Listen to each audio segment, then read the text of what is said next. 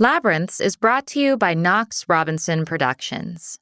Please consider becoming a patron. For as little as $5 a month, you can listen to Labyrinths ad-free. Visit patreon.com/Knox Robinson to learn more. Welcome to Labyrinths, brought to you by iHeartRadio and Knox Robinson Productions. I had just broken up with this guy that I had dated for 2 years, and I was pretty heartbroken. I'm a waitress. I'm 30. I was just like, oh my God. All my family is in Florida. I was really down, very down. I talked to my sister, and she said, I think you should move back home. Go back to school, get your doctorate in something in psychology, because I was really interested in. And I thought about it, and I thought, I think that would make me feel worse. Like giving up. It was a real soul-searching moment for me, because I woke up and I was like, oh my God, my life is not turning out the way I was hoping it would.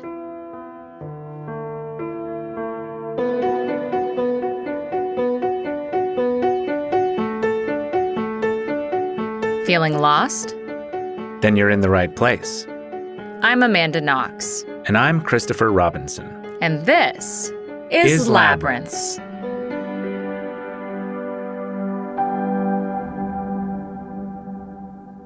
Hey listeners, we're working on some really thorny and adventurous episodes for our upcoming season.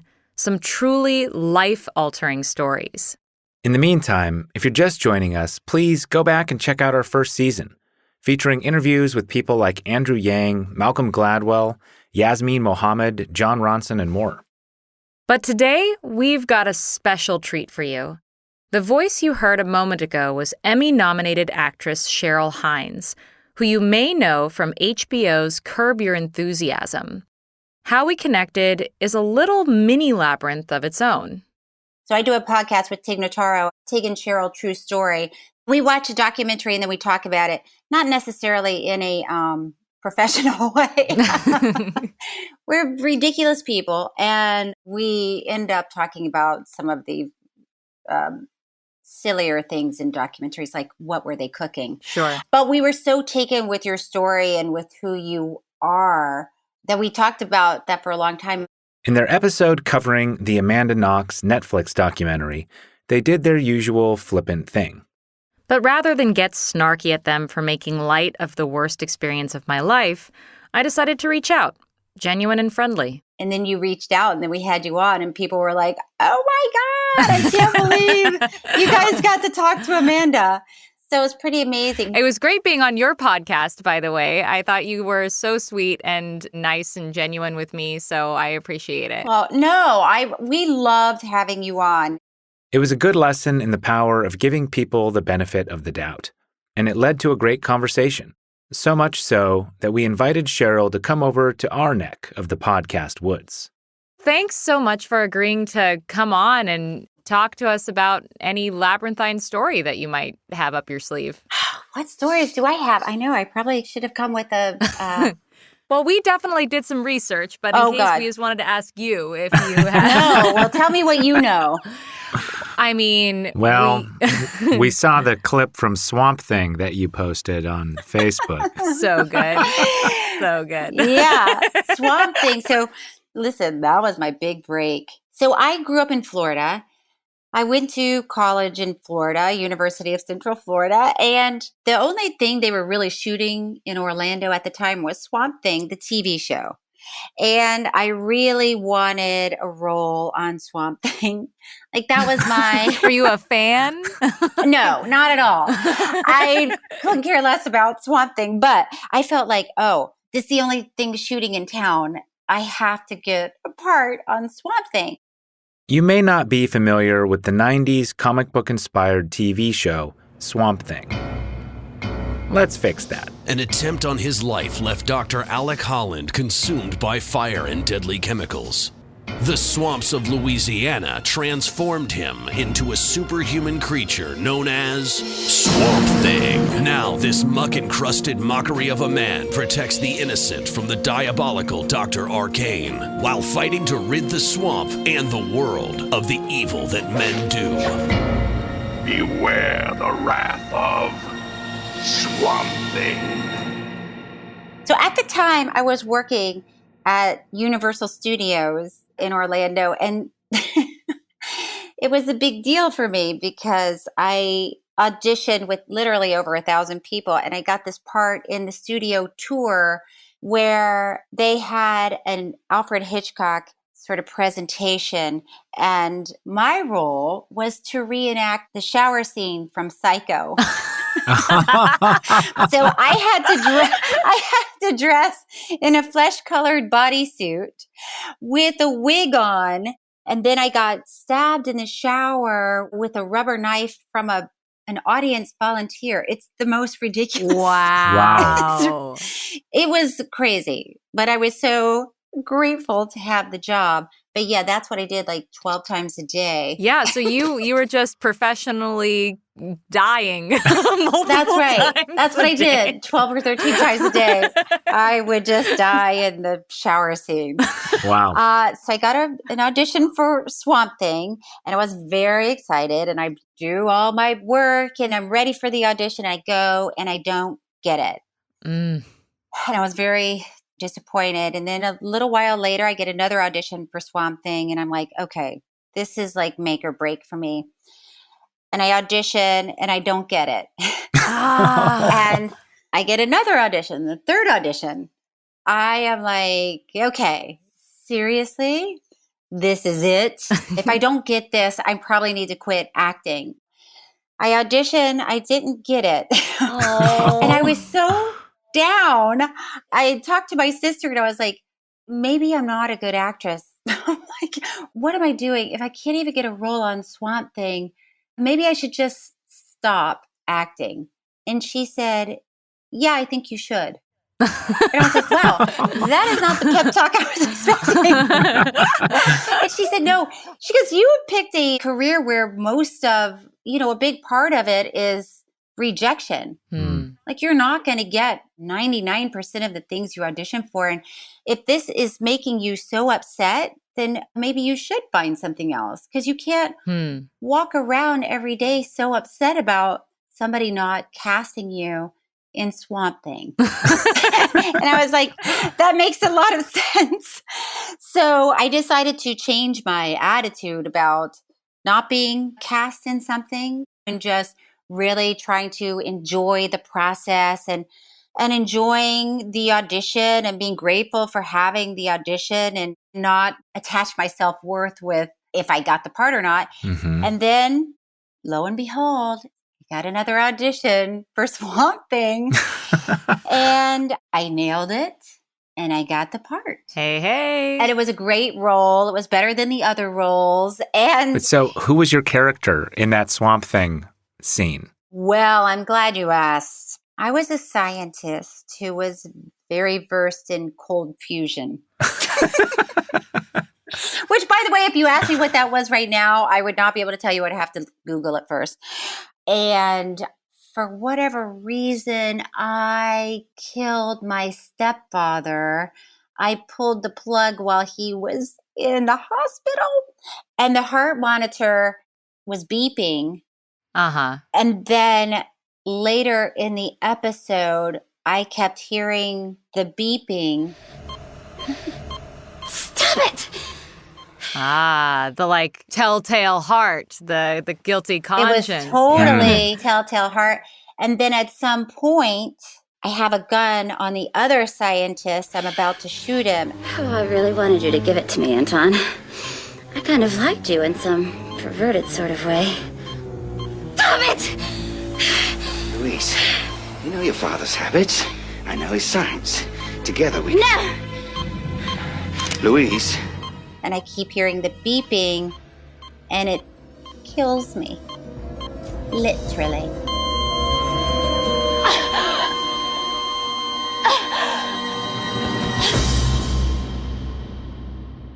So like you died of guilt? Yeah. So I died. And I said to the director at the time, I was like, I'm not exactly sure what I'm dying of. It will inform me of how I actually die in this scene. Yeah. And he was like, look, we don't have time for this. Just die. Yeah. He was like, just clutch your heart, stagger around, and then die. And I was like, sure. Yeah, I can do that. And then the best part of that episode was, really, the very best part of the episode was after I'm there on the floor, Swamp Thing walks in. The Swamp Thing walks into the living room. He also hears the beeping. And he realizes that it's the smoke detector low on batteries and unscrews the smoke detector. Wow. So that was Masterwork. Yeah, you guys. Wow. That's what launched it. And at that point, I felt like, okay, I'm ready for LA. When LA sees my Swamp Thing, my phone is going to be right off the hook. So I packed all my stuff and I moved to LA. And I know it's hard to believe, but people did not call me after they saw Swamp Thing. No agent called, no manager, no casting directors. So I started bartending at a hotel downtown in LA, the Intercontinental Hotel. And actually, that was the time when O.J. Simpson was on trial. Okay. And all the jurors were sequestered at the Intercontinental where I was working. Oh, intrigue. It was pretty crazy. So did you get any inside insights into what was going on? We weren't allowed to talk to them. They were on a floor that no one was allowed to go to. But if you walked outside, you could see one of the jurors had etched in their window, "Help me." Oh, God. It was crazy. And at that time, I had done bartending and waitressing, and I was very valuable at the hotel, as you can imagine. And they said, we want you to pack a bag to stand by because when the verdict comes out, we need you to drive to the hotel and check in immediately because it's going to be so crazy here. The workers are going to have a hard time getting to the hotel. Oh, wow. So for me, it was a big deal because I think that was the first time I stayed in a very fancy hotel, one that I worked in. But I had to order room service and I was like, oh, who's fancy now? Right before I went to do my shift at the bar. Right. But yeah, it was a crazy time in LA for sure. Can we take you back to 1996? Mm-hmm. And the dating game? Oh, yes. Since you know that it all started with Swamp Thing, and you know the disappointment that when I moved to LA and my phone wasn't ringing, then when somebody did say, hey, do you want to be on the dating game? I was like, yeah. I need some airtime. Obs. Get me on that show. Because I'm sure when people see this, they're going to be calling. Yeah, so that was a weird one. But honestly, if I had to go back in time, I'd probably do it all over again. Because I'm that kind of person. Totally. I like games and I like game shows. I wasn't picked, which was fine. How did they not pick you? Who did they pick? They picked a girl. I can't remember what he liked about her, but something about her really spoke to him. Was she on Swamp Thing? No, she was not on Swamp Thing. What's weird is if you won, then you went out of town with this strange guy. It's kind of weird to think about. No. That's the thing that you win. Like, you don't get to choose. There's just a guy. Yeah, there's a guy who wants to go out of town and stay in a hotel room with you. I know. It's creepy to think about now. It's like, Yeah. is that okay? But yeah, there were no tears. There were no tears when I wasn't picked. I can tell you that. Needless to say, her dating game appearance didn't launch her career. She remained a waitress, a bartender, an unknown girl with a dream. There's a strange irony in this failed dating game appearance. For when her big break did come, it would be through another type of dating game. An audition to be the TV wife of a strange man named Larry David.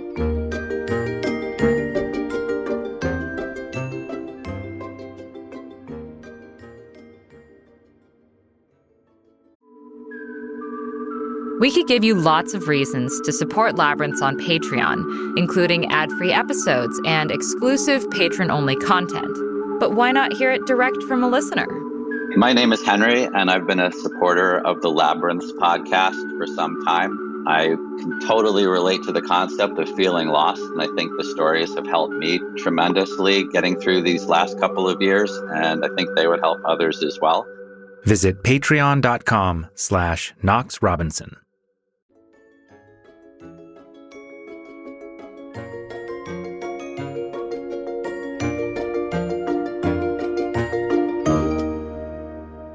From working at that hotel, I met one of Phil Hartman's sisters.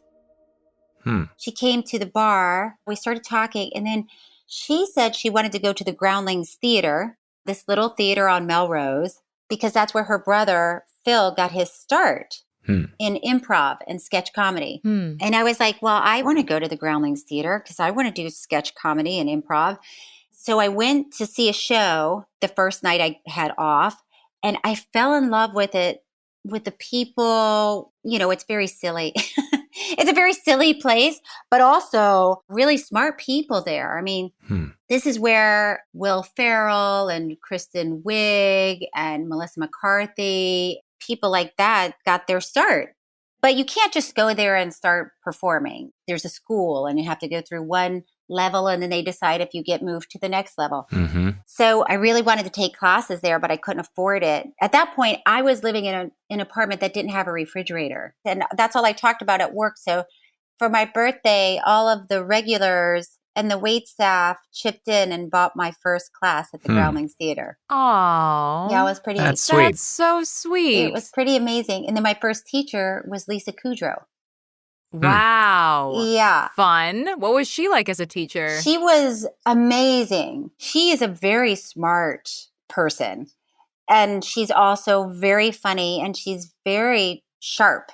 I would go to class just like, oh my God, I'm being entertained for 4 hours by the most talented person I've ever met. She was actually on Mad About You at the time. Interesting. And then she got Friends. So it was fun for me to watch her in class. And up until then, I always thought when you go into an audition, you should be on your best behavior. Okay. You know, good manners and do the script the way the script was written. And then I watched her and I was like, she's not doing that when she goes into an audition. She's like bringing her thing. Right. She's having a good time. She's making herself seen. Yeah. So it was fun to see that and to learn from that. The lessons she learned from Lisa Kudrow were put to the test when she got a call to audition for what was then a 1-hour HBO special, Curb Your Enthusiasm, an absurd twist on the real-life misadventures of Seinfeld co-creator Larry David.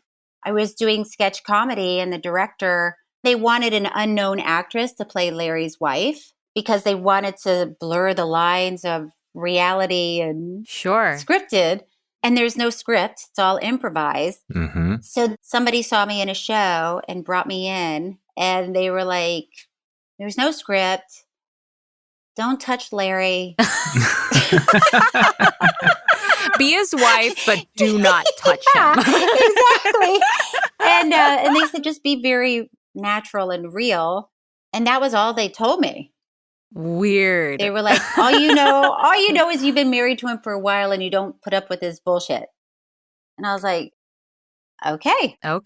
So I met Larry that moment in time. And it was one of those things that was interesting because we just clicked immediately. You know, sometimes you meet somebody and you just, I don't know, your worlds were meant to collide, I guess. And they offered me the job that day. Amazing. If you haven't watched Curb Your Enthusiasm, you should. It has 47 Emmy nominations for a reason. It's hilarious, provocative, and the best kind of awkward. And from the beginning, Cheryl was an integral part of what made the show work. Larry David's character is either a hero or an asshole, depending on who you talk to. But what's unquestionable is that he's abrasive and blunt. Cheryl is the perfect foil to Larry's misanthropy.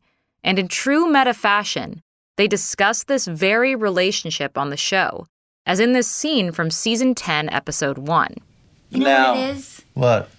I think when I'm with you, it makes me feel better about myself. Morally superior. Yes. Yes. I hear that a lot. I'm not perfect, but at least I'm You're better than you. Me. I can relate to what you're saying because I don't feel that way with people. I feel that way with animals because they're generally so stupid, and especially insects, I can crush them. Curb Your Enthusiasm changed Cheryl's life. The show premiered in the year 2000, and it's still going. Does your role on Curb Your Enthusiasm impact your day-to-day life now? Do people confuse you or Cheryl? It definitely did, especially at first because I was completely unknown. And when you were watching the show, there were real people on, like Jerry Seinfeld and Richard Lewis, and you knew that those guys, that's who they really were. And Larry David's name is Larry David, so that's who he is. So people just thought that I was Larry's wife. And also because I used my real name, which was confusing to people. Because yes, if I had married Larry, I guess my name would be Cheryl David. Early on, I went into an audition and the casting director said, "Oh, you're an actress as well?" And I said, "As well as what?" And they said, "Oh, as well as being on the reality show with Larry David." And I was like, "Oh, first of all, it's not a reality show. And second of all, I'm not married to Larry David." So yeah, there have been a lot of times. Still today, the show has been on for 20 years. 20 years. Jeez. And there are still people that think I'm married to Larry. Really? But now I think a lot of people know that I'm not. But every once in a while, I'll see people in the airport and they'll come up to me and go, "Where's Larry?" First of all, I don't know you. And second of all, I don't know where Larry is. But it's confusing when people come up to you because they know my name. Yep. Tell me about it. I know. It has to be confusing to you, right? Just to know that so many people know who you are. Well, there's another version of you in the world, right? It's actually strangely parallel to the Foxy Noxy Amanda thing. There's this fictionalized version of Amanda that's out there in people's minds that has very little to do with who Amanda actually is. And you have that same sort of thing through Curb Your Enthusiasm, right? Yeah, I don't know that I'd say the same sort of thing. But in my case, fortunately, it's a silly situation. It's a comedy with Larry David, and we're talking about should you take your shoes off at somebody's house if they'd like people to take their shoes off or not. That causes a big fight, and then everybody ends up screaming at each other. But to know that people in your situation is also on a world scale. The world knows who you are, and they also think they know who you are. And then they also, I'm sure, come up with their own story of who they think you are. I just don't understand how you process that. How do you process that? How do you live with that? Do people come up to you? Do strangers come up to you and tell you what they think of you? Oh, sure. Or is it mostly online where people hide behind a screen? It's mostly online, but I've definitely had the experience of going to the checkout counter and having the person who has to scan my credit card be like, "I have a few questions for you about your interrogation." And they're holding onto my credit card. Oh my God. And then what do you say? It depends on the situation. How do you get out of it as quickly as possible with the least drama? Is the calculation. Yeah. Right? So, and then poor Chris, talk about going to the airport. When Chris and I go to the airport, I'll be in the middle of a conversation with him and people will just come up and intervene and pretend he's not there and start talking to me. It's crazy. That is crazy. Usually in those scenarios, it's someone who has a very positive, sort of loving reaction, like, oh my God, my heart went out for you. This is the one chance I'm going to ever have to tell you that I'm glad you're home and you're safe and whatever. And it overwhelms them to the point that it makes them rude. But it's coming from like a nice place, I guess. So you can't hold it against them. So it's complicated. It's complicated. And it doesn't leave room really for you to have a bad day or a bad travel experience. Well, because then it ends up on Twitter or whatever, right? Right. Amanda Knox was a jerk to me at the airport. Right. How do you grapple with it? Well, once again, mine is almost always positive because I'm on a crazy comedy. So I'm lucky. But also there are times when, it's tough because I remember I was in Utah maybe, and I got a call that one of my best friends had died. Oh. And I had to fly home immediately. And I just could not stop crying on the plane. And you're just so aware that you're having this private moment in a very public way. Whereas if I was just somebody who wasn't in the public eye, it would be strange enough, right, to sit next to somebody who's crying the whole plane ride. That's weird and uncomfortable. But when it's like, oh my God, is that the lady from Curb Your Enthusiasm? She's so sad about life. What did Larry do to her? Yeah, exactly. Yeah. They're like, Larry must be beating her. Yeah. They're like really wondering what's happening. So it's hard to have a private moment. But after 20 years in the spotlight, Cheryl is pretty comfortable being herself. That ease is one of the main appeals for me of her podcast with Tig Notaro. Which you wouldn't think has anything to do with Curb Your Enthusiasm. But you'd be wrong. You know what we just talked about the other day? Did you see the documentary Long Shot? What's it about? No. So there's a documentary called Long Shot. There's a guy in Los Angeles who was accused of murder.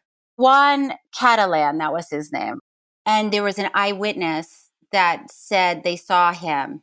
And the guy, he said, I was at the Dodgers game with my daughter that day. And they said, we know it was you. We're arresting you, putting you in jail. And his attorney said, well, wait a second. If you were at the Dodger game, then do you have a receipt? He didn't have a receipt. He paid cash. I think they did find the ticket stubs. And the attorney went and he was like, so this is where he would be sitting. Was the game televised? They went through all the footage of the game to see if they could see him, but they weren't great seats. They were up sort of away from where any camera would be. And it was really tragic and sad. Yeah. And the opposing attorney really wanted the death sentence. And she had not lost a case at this point. And his attorney kept asking him, was there anything interesting about that day? What stood out? Anything. And he said, well, there was a camera crew there. I don't know what it was, but I just remember they were annoying us because I was trying to sit down and I couldn't sit down. And lo and behold, Curb Your Enthusiasm was shooting that day in Dodger Stadium. No way.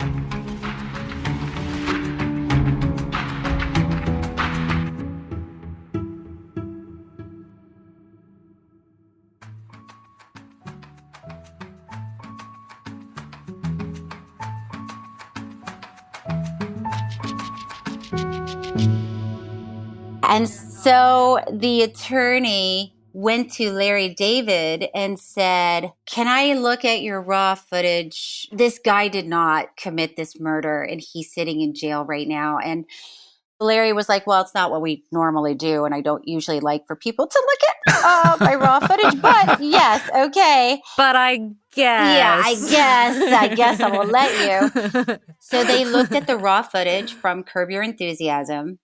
Lo and behold, they saw Juan and his daughter in one of the shots. Oh my I mean, gosh. It was a game changer. everybody was elated because, oh my God, he's telling the truth. He was telling you guys. What the heck? I mean, and of course, the documentary is kind of funny because what they were shooting that day was so ridiculous.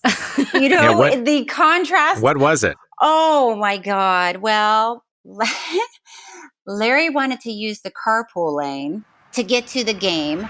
Oh, you should see the traffic. The only thing moving is the carpool lane. I'll never make it. I'm just going to go home. I'm not going to use the carpool lane by myself. Well, that's the difference between you and me. All right, goodbye. Hey, Daddy.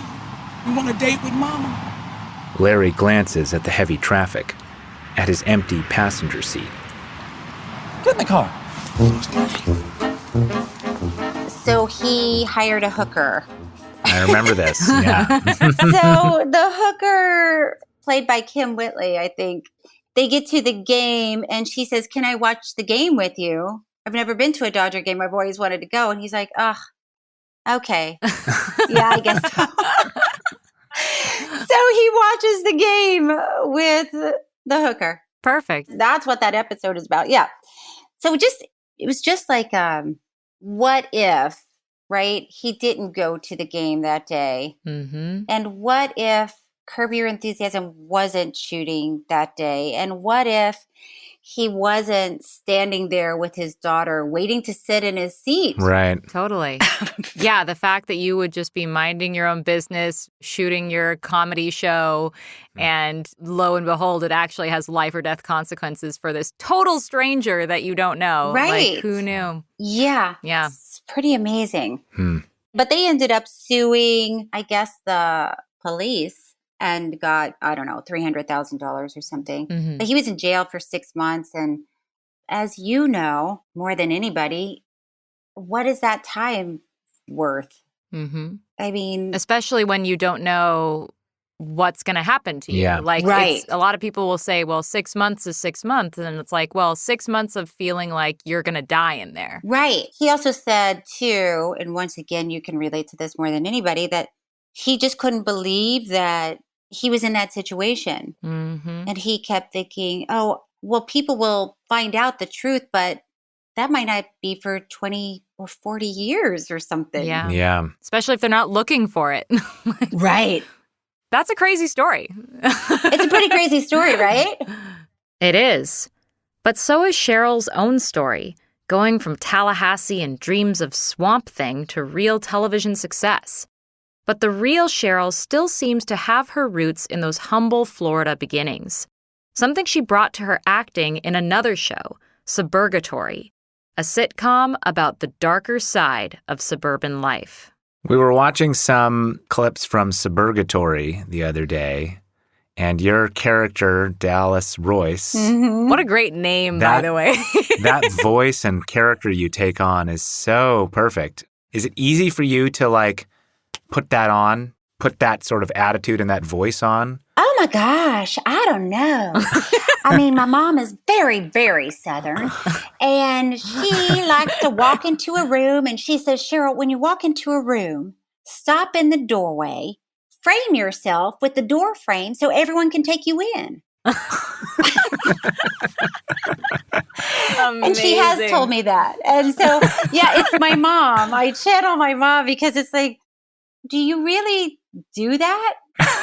And she does. If she walks into a party, she'll stop in the doorway so people can take her in. Wow, that is old school. How does she feel about you channeling her for that role? Oh, she loved it.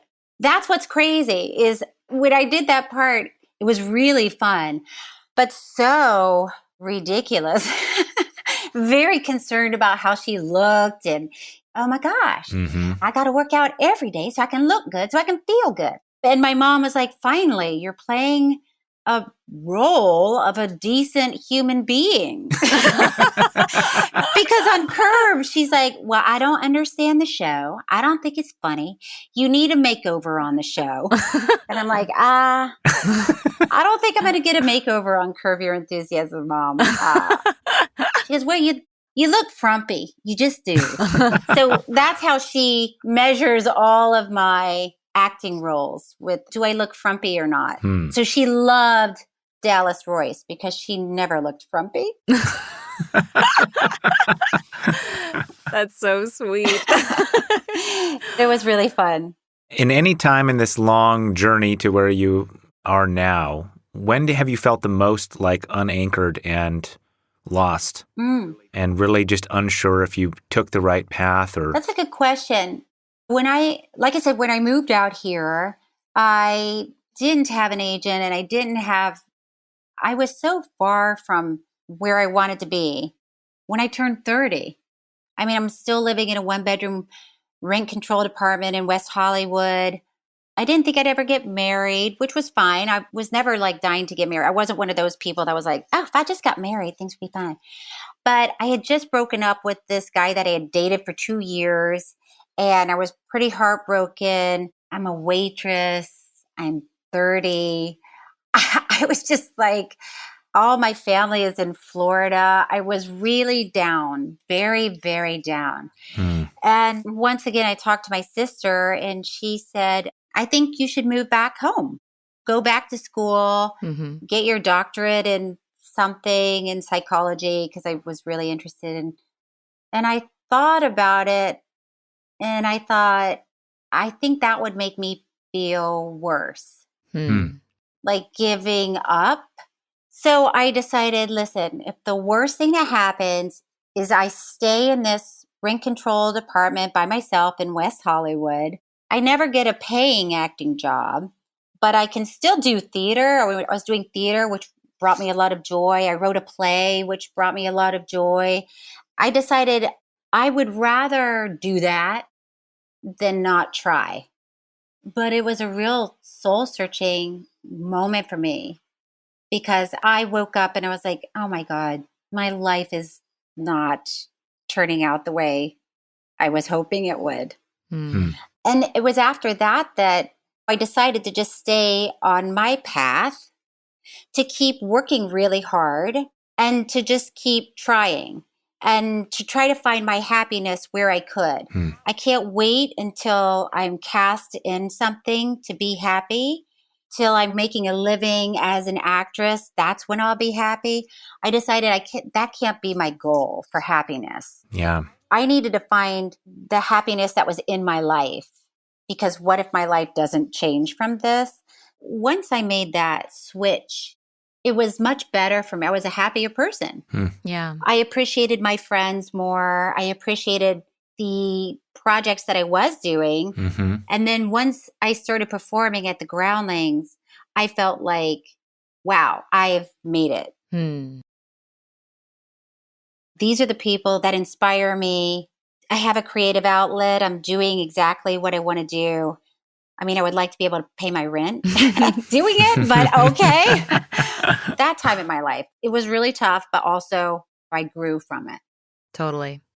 What is that phrase? Like, do what you can where you are with what you have now. Yeah, that's the truth, isn't it? Yeah, you can't wait for happiness. Yeah. Can't wait for that one thing. No, there'll always be another thing, too. And as soon as you get that thing, you're looking at the next thing. That's exactly right. Yeah. What is the next thing for you? Well, I'm trying to think of what I can talk about.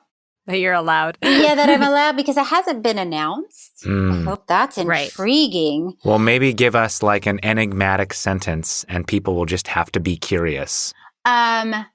If all goes accordingly, I'll be directing a very interesting project.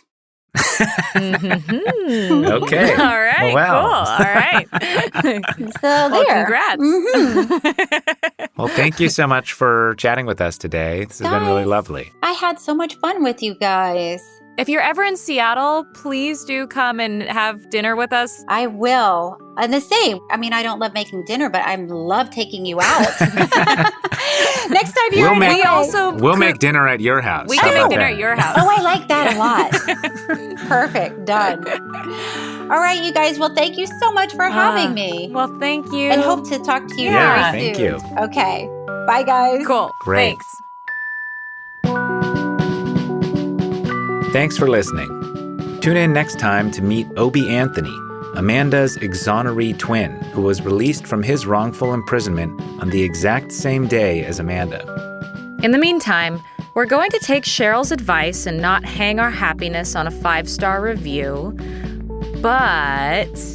Ask yourself, what would Swamp Thing do? Defender of the innocent. Reviewer of podcasts.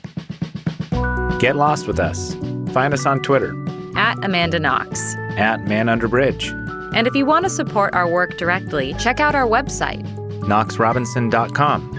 Where you can find out how to access exclusive subscriber-only content, like monthly Q&As with us, and our fiercely silly debates over important moral questions, like, can you scold other people's children at the zoo? Are you morally required to? Indeed.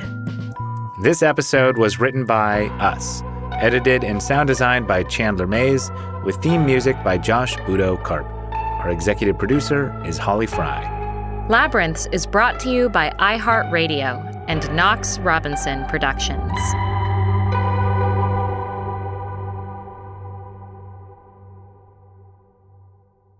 This is the part where there's a little Easter egg, usually. Yeah, I mean, what if there was like a, you know what would be good? The beep, beep, beep of your War of the Encyclopedists video. Or could the TiVo scene go here? The TiVo scene? I don't think so. No. That's too much. Probably what should happen is we'll talk about how there's a little Easter egg moment. And then embarrassingly... There won't be. There won't be. But the Easter egg will be this meta moment of us talking about it. Interesting. I don't think we're good enough at improv to do Curb Your Enthusiasm. I mean, we already did it. It's over. You've just heard it. This was the Easter egg. Hey, it's Easter. Oh, wait. When is this coming out? I don't know. After Easter. Okay. Fun fact, for every hour of Labyrinths you enjoy, we put in dozens of hours researching, outreaching, interviewing, scripting, editing, and audio engineering. What keeps us going? Coffee. So if you're enjoying Labyrinths, please buy us a coffee. Head over to patreon.com/Knox Robinson, where you can make a monthly donation. Thanks for getting lost with us.